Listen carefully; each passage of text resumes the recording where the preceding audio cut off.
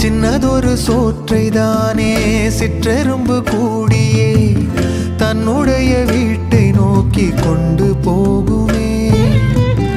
உள்ளபடி சொல்வதென்றால் சிற்றெரும்பு போல கூட சொந்தங்களை காக்கவில்லை இங்கே நானுமே.